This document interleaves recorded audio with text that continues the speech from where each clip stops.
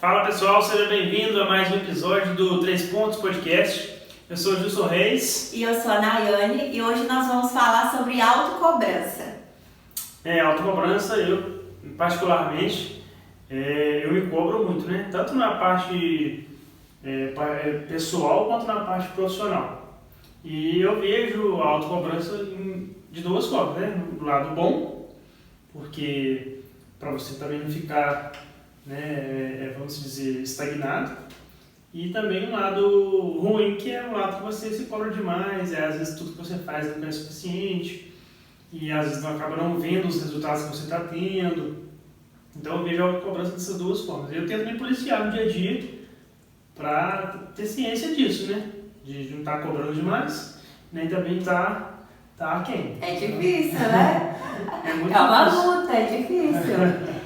Na verdade, na psicologia, a gente não costuma falar que uma emoção ou alguma característica é boa ou ruim. A gente fala que ela é positiva ou negativa, dependendo do contexto, dependendo da situação. Então, até certo nível, a autocobrança ela pode até ser positiva na vida da pessoa. Mas, particularmente, eu vejo a autocobrança acontecendo hoje com viés muito mais negativo do que positivo. Uhum. Então fica até difícil a gente ver a parte positiva disso. Eu acredito que é muito mais negativo e paralisante do que a gente imagina. Entendi. E no dia a dia, né? Em qual área você acha que as pessoas se cobram mais? Assim? Hoje você está assim, no dia a dia, atendendo com as suas conversas. Em qual área você vê isso mais aflorado? Mais na área pessoal, profissional? Então, é complexo, amor, porque tipo assim, eu não sei de acordo com os estudos, dar algum dado agora, assim, de cabeça, não lembro, mas pegando o que eu vivencio no consultório, principalmente no público feminino, tá ligado à autocobrança com o corpo e também com autossuficiência. Então, normalmente a gente vê duas características. A da pessoa se sentir insuficiente, seja ela no trabalho, seja ela no relacionamento, e um sentimento de inadequação. Ela não se sentir inclusa, aceita, validada, amada pelo corpo ou por alguma característica dela. E isso eu vejo nos dois públicos, tanto feminino quanto masculino, independente da orientação sexual da pessoa, mas principalmente relacionada ao corpo. Entendi. Uhum.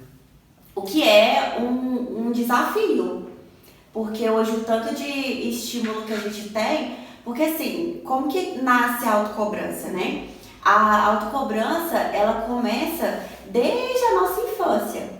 Quando a gente faz uma coisa errada, quando criança, por exemplo, a gente sabe que a mínima coisa que pode acontecer é a gente ser repreendido. Mesmo que, sei lá, os cuidadores, os nossos pais ou cuidadores falam assim, tipo, não faz isso, não coloca a mão aí. E aí a gente vai criando o nosso padrão, a nossa forma de ver o mundo, a nossa forma de ver as coisas. E isso vai sendo muito, como que fala, prejudicial, porque a gente vai criando um padrão distorcido na nossa vida. Entendi. Faz sentido? Claro. Aí, por exemplo, eu vou crescendo, vou vivenciando as coisas, e aí eu vou criando mesmo uma imagem. Então a gente vai criando uma imagem da gente mesmo. E muitas vezes essa imagem é o que a gente chama do que a gente idealiza. Então, por exemplo, eu idealizo que eu vou ser uma pessoa super educada, uma pessoa que não vou decepcionar as outras, uma pessoa que vai suprir as expectativas das pessoas ao meu redor, uma pessoa que vai ser sempre pontual, não errar um minuto do dia para nenhum compromisso. E isso é uma imagem que eu idealizo de quem eu quero ser. Só que a autocobrança nasce quando cumprir a imagem que eu quero ser não é o suficiente. Não tem como. Não tem como. Em algum momento da minha vida eu vou perder a hora. Eu vou atrasar uns minutos, porque existe o que está no meu controle e existe o que está fora do meu controle. Então aí que entra a autocobrança. Aí chega o dia que eu tenho um compromisso com você e eu me programo chegar 2 horas e eu chego 3. E aí eu começo uma vozinha a falar na minha cabeça. Você falou que ia chegar 2 horas. O que ele vai pensar de você? Ele vai falar que você só atrasa. E a sua imagem? E aí nascem as cobranças.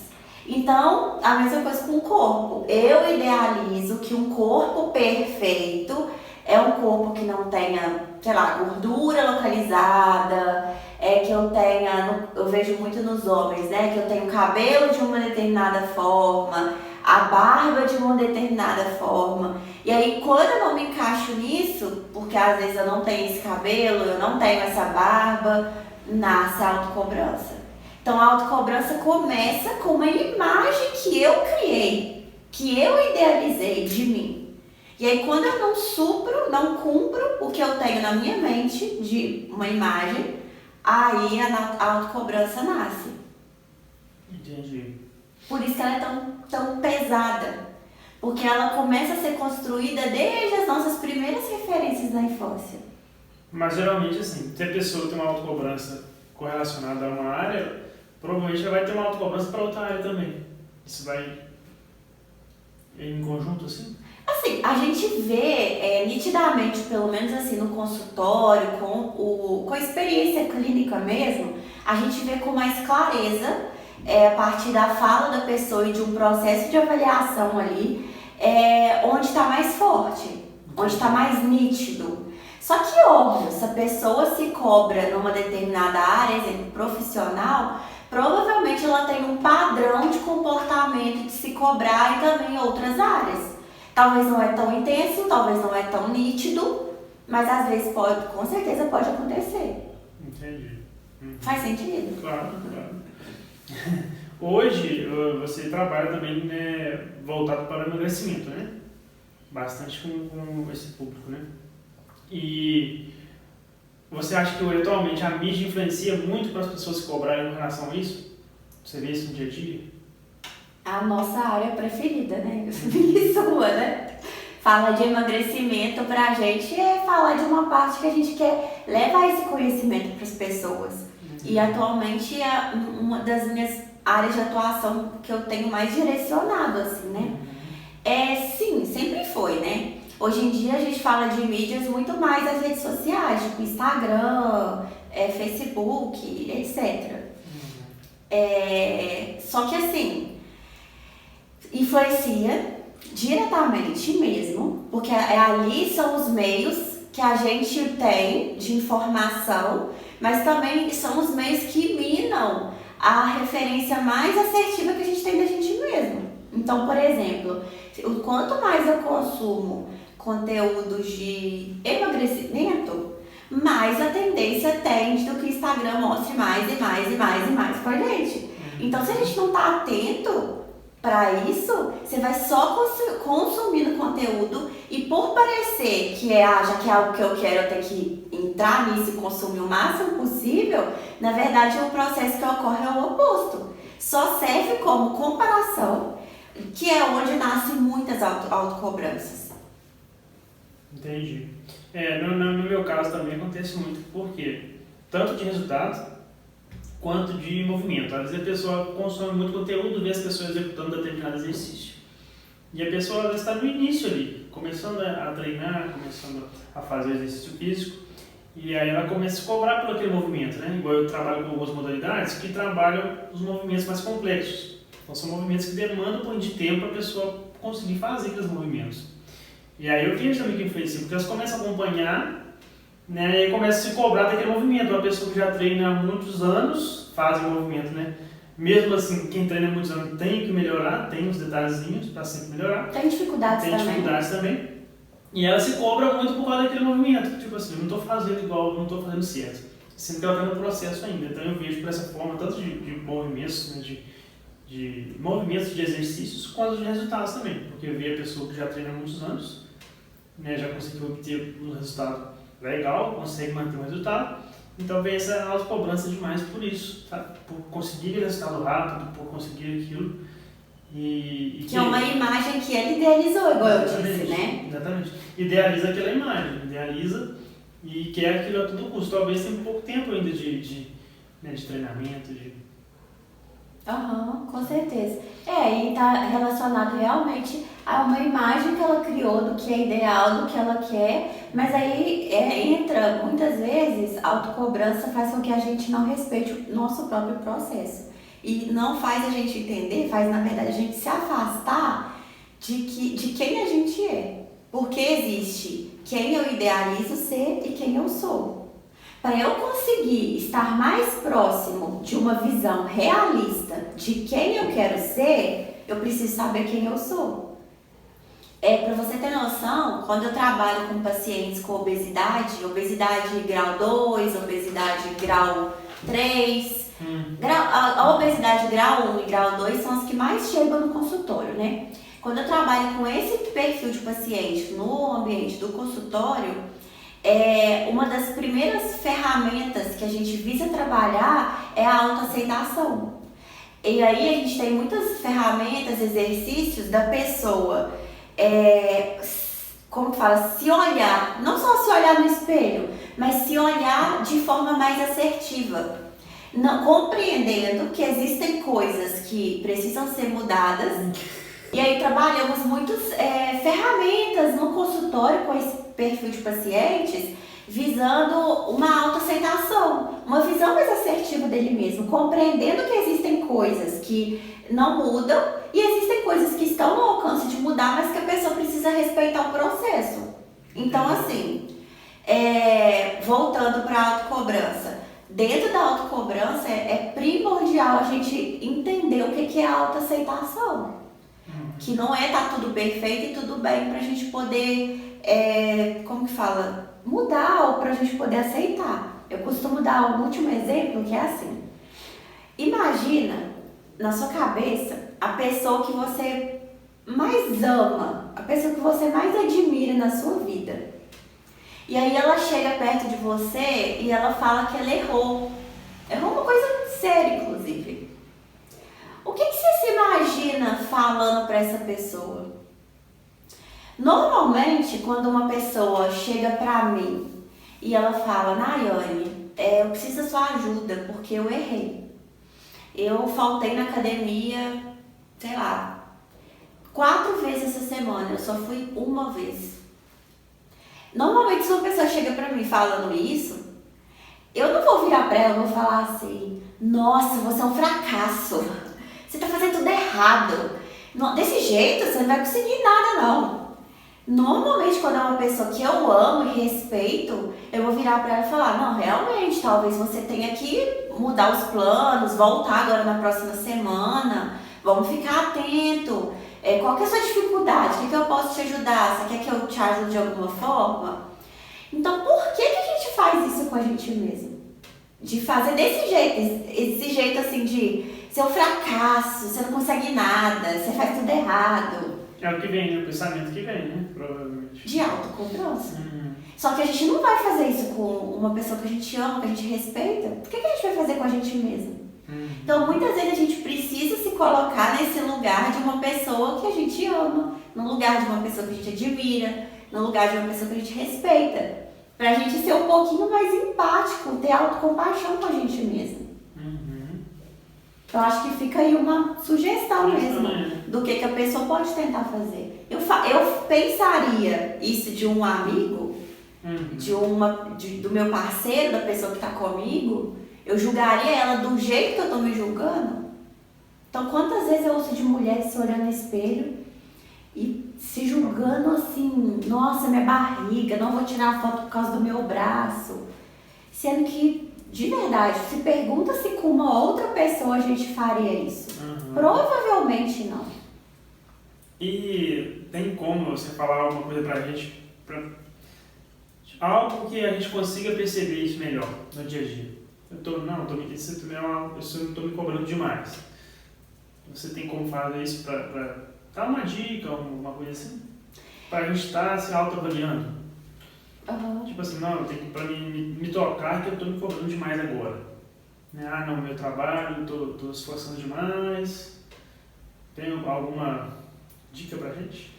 A gente avalia duas coisas, a intensidade e a frequência.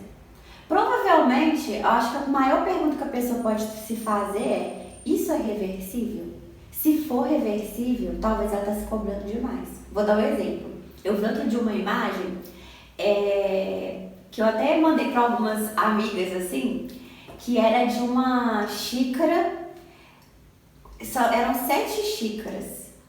Cada dia da semana representava uma xícara. E a cada dia a xícara estava com uma quantidade de café.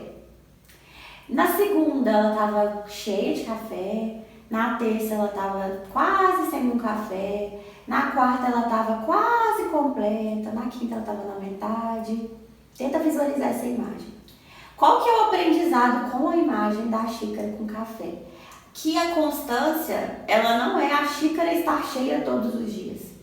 A constância, ela é eu fazer o ordinário, eu fazer o que eu preciso fazer, o mínimo, todos os dias. Só que tem dia que vai estar no nível alto, minha xícara vai estar cheia. Tem dia que ela vai estar quase vazia, vai ter só um pouquinho, mas ainda assim vai ter. Então, acho que a pergunta é, se é reversível, talvez possa ser autocobrança. Porque às vezes eu me cobro eu fui na academia na segunda, meu treino foi excelente. Eu fui na terça, eu tava tão desanimada. Aí na quarta eu não fui. Aí na quinta eu fui e dei tudo de mim. Aí na sexta eu já tava mais desanimada, que sextou, né? Aí eu acho que a questão é, eu oscilei durante a semana, mas é isso que é constância. Foge de ser constância quando eu vou na segunda e apareço na outra segunda. Mas quando eu vou, mesmo que em níveis diferentes, todos os dias, e isso oscila, essa é a constância que a gente quer.